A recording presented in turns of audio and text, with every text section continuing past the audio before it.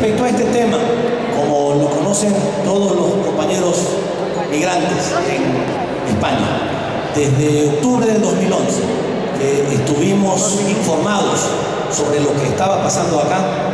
El presidente dispuso una inmediata acción en defensa de los compañeros afectados por las hipotecas. Sabíamos que ellos estaban viendo cómo podían salir del problema, que estaban organizándose, que trabajaban también con la famosa plataforma de afectados por las ¡levanta hipotecas, la mano! y que estaban haciendo un trabajo propio para salir adelante. ¿Qué es lo que hicimos inmediatamente? Todavía sin conocer en detalle el problema, sin saber cómo podíamos impulsar una defensa organizada de las cosas.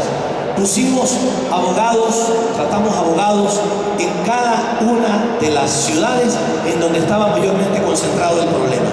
Y hemos defendido, presidente,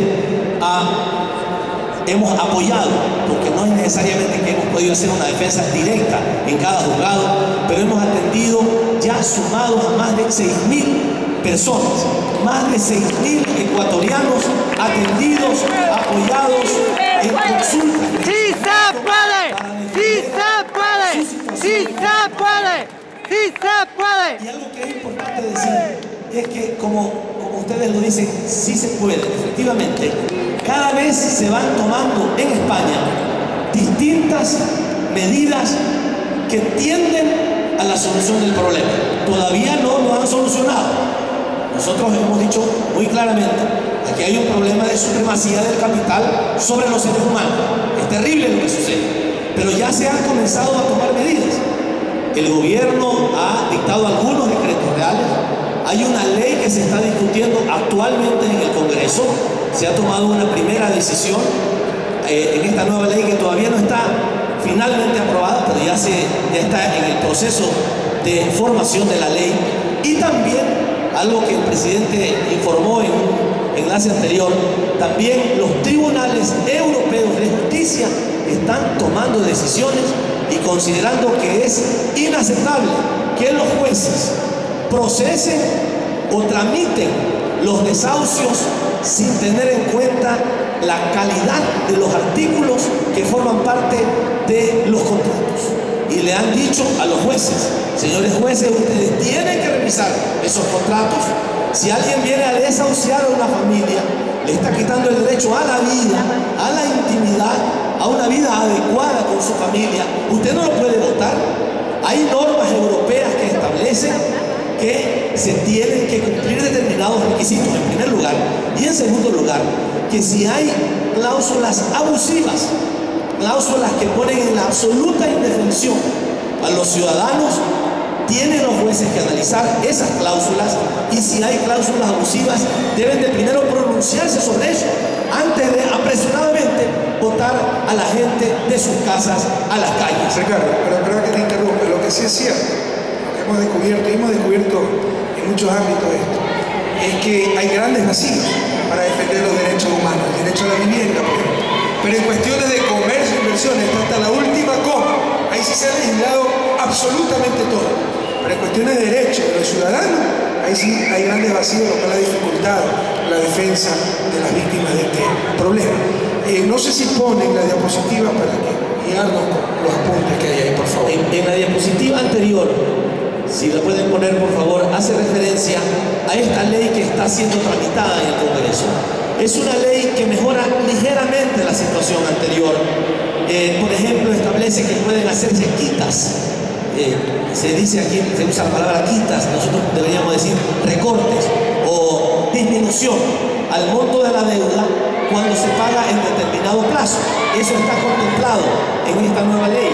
También se establece la suspensión de desahucio durante 2 años, pero solamente para personas que están en alto grado de vulnerabilidad. En ese sentido hay una cierta mejora, pero todavía no se reconoce, por ejemplo, la dación en pago, que debía ser el objetivo principal para proteger a los ciudadanos. Se obliga a los bancos a reestructurar o a negociar la deuda hipotecaria, eso también es un adelanto, pero todavía no se alcanzan los resultados fundamentales que se esperarían por parte de las personas afectadas.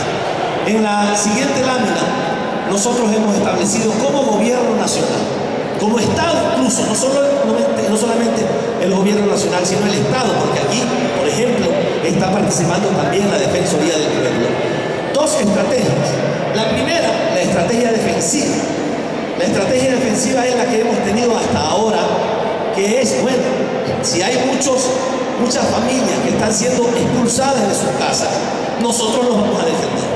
Y como les decía, tenemos abogados en las principales ciudades en donde hay este tipo de problemas, asesorando a los migrantes y a sus familias. Y hemos conseguido, presidente, quiero decir, una noticia interesante. Antes de ayer logramos un nuevo éxito, porque ya hemos logrado importantes resultados. Un nuevo éxito que logramos con el apoyo del gobierno nacional a muchos de nuestros migrantes. Salomón Atahualpa Camposano Castro y su hijo Carlos Salomón Camposano Bonilla fueron liberados de la hipoteca y pudieron alcanzar el resultado que esperaban: entregar la casa y quedarse absolutamente libres de la deuda que tenían con su familia. Y el 26 de este mes volverán. ¡Sí se puede! ¡Sí se puede! ¡Sí se puede! Porque es lo que usted ha explicado reiteradas veces. Pero sabiendo que tenían el apoyo del gobierno y con asesoría jurídica que nosotros hemos dado, este es uno de los varios casos en que ya familias ecuatorianas van a poder regresar a su casa, al Ecuador, liberados de la deuda que aquí los estaba ahogando. Es una solución intermedia. La mejor habría sido que se queden aquí con su casa y todo, pero en vista de que eso ya era simplemente imposible, al menos ha sido posible que se acepte la dación en pago, y este es uno de los resultados. Con un resultado que consigamos nos sentimos contentos, pero no satisfechos, y vamos a seguir apoyando a los compañeros. Esa es la acción defensiva, la estrategia defensiva.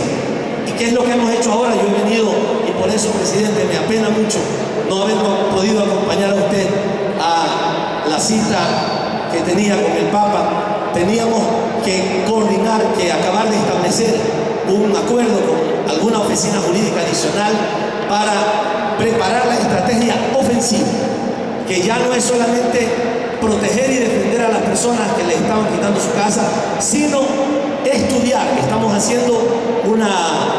elaborando una base de datos muy completa de los ecuatorianos y de las familias afectadas aquí, para estudiar una estrategia jurídica para impulsar demandas que los ecuatorianos afectados por el problema de las hipotecas harán contra los banqueros, los verdaderos responsables de la crisis y los que han hecho pagar y sufrir a las familias ecuatorianas el problema que ellos causaron.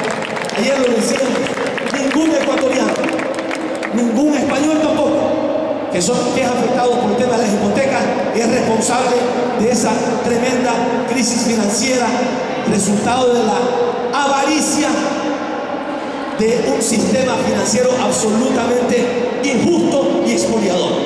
Y esos banqueros, hay que decirlo claramente, esos banqueros están más millonarios que nunca. Algunos bancos están quebrados, pero los banqueros y los gerentes de esos bancos están más millonarios que nunca. Y los compañeros ecuatorianos y también los españoles están en la calle viviendo y sufriendo la responsabilidad de estos señores. Pues vamos a estudiar posibles demandas jurídicas contra esos responsables para que también tengan que pagar los daños y perjuicios que le han causado a nuestros migrantes queridos.